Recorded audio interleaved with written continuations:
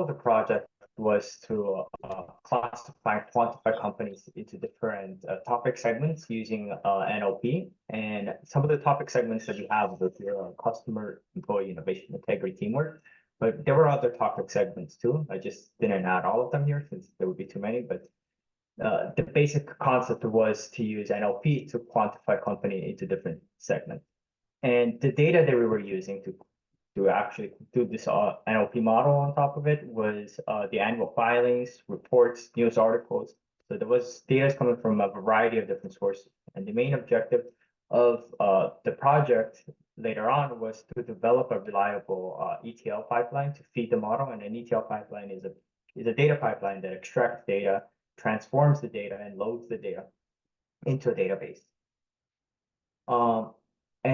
From the topic segments, we begin with an initial dictionary. So for customer, we had the word clients, consumers, and users. And each of these words, they represented basically not only synonyms, but places in which the word customer or client or consumer was seen next to another word within these financial filings that we were looking at or news articles. And over here, we have an example of some of the data that we were looking at. So we were looking at both company filings, news articles, business reports, and we can see that inside of like a 10Q item, 10Q document, there's words like advancements, technologicals, and it fits perfectly with the category of innovation. And this is for Apple, right? So we were trying to basically segment different companies into different topics. And so the first step of doing this whole NLP model was basically training the model and explaining the different topic segments. And it came into five different steps. The first step was to parse and structure the text data. So over here, we have basically a simple example of original text data from a company report. As we can see, it might look like either earnings transcript or a report in the end in which the operator will do a Q&A. And the first step was to parse and structure the data. And over here, from the original text, we were structuring and parsing the data into different sentences. First sentence has the words, thank you, sir, and the next sentence is ladies and gentlemen. And all of these sentences are segmented programmatically in Python. And so this transformation all occurs automatically in the cloud, but that's something we'll see later. After we've segmented and parsed out all of the structures of the sentences, we concatenated the phrases. In this case, the concatenation of the phrases, it means that two words, they might be joined together to make the meaning of one word. So the word New York, essentially it is two words over there, but it means one concept or one thing, just New York City or climate change or high school, right? High school, those are not two separate words. They're conjoined, they mean one word. And as we can see from the parse structured sentences, the word thank you was combined together as one word. Same thing, ladies and gentlemen, or Bank of America Security. Those are combined into one word to make the model easier to understand. We also cleaned a lot of the text, and cleaning the text means removal of stop words and pronouns, or even articles like a, the, this. This case, in the first sentence, we removed the word sir. On the next sentence, we removed the at and this, since those are not actual words that were going to be processed in the NLP model. And then when we trained the model, we basically we inputted a word, and we basically one hot encoded each of these words. And one hot encoding means that we created a vector full of we created a vector for each word in the sentence, and based on this vector, we try to predict what's the next word that comes after this word, this vector that we are replacing into the neural network.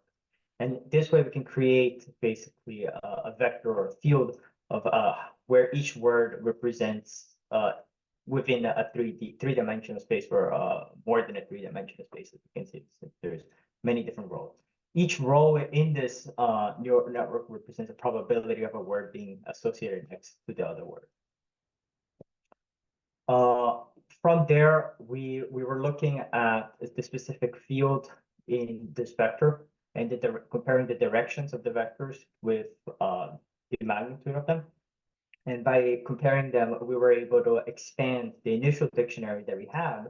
So for each category, we expanded customer to include the word satisfaction, support, or service. And the reason why these words were added to customers because based on the word to vec model that we had trained, we had seen that the word client and customer or client and service were seen very close together. So they were probably at some point somewhere near in each other in the vector field of the word. Same thing with innovation and technology or employee and hire. And now after we had completed the model and we had trained it and tested, we started developing the data pipeline. And for the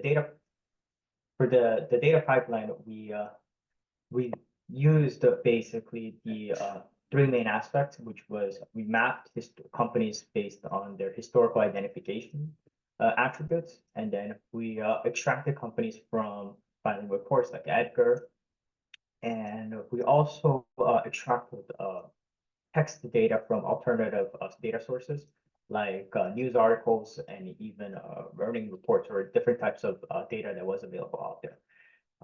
Primarily, we were trying to look at the extraction aspects of this ETL, and this is where we can see that we used cloud computing technologies like Azure, or GCP, or AWS to automate this process.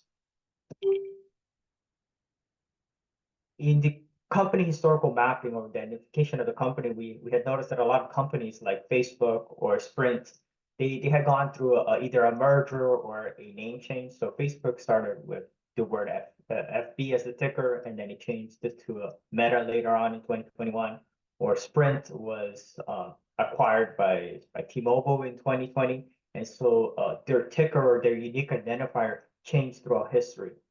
And so we were building a historical, it could be a historical database kind of concept, or it could be a tool for us to be able to analyze companies and their filings or their data in a more robust and more comprehensive way. And over here, we were looking at the company's annual filings tool. So Edgar it's a free public filing where we can see all of the filings for companies for both the 10K and the 10Q. And after we extracted all of that content, we parsed the document, and this is an example of what parsing the document would look like. So it is parsed into a JSON format that could easily be loaded into a NoSQL database or a relational database. So it's part of the ETL, the data pipeline aspect of it. And all of this was automated. So we didn't have to look at each company by itself, but we were able to search each company on this ticker search or a symbol search or a name search, and be able to systematically extract all of the documents that we were looking at and parse them and load them into the database without a physical human to be present.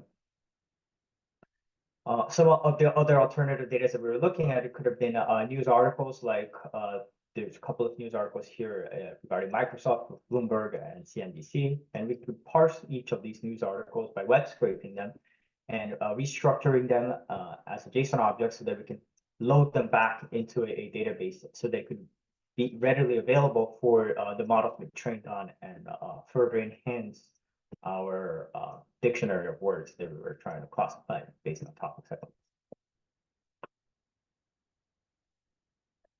And yeah, that was it for the presentation today.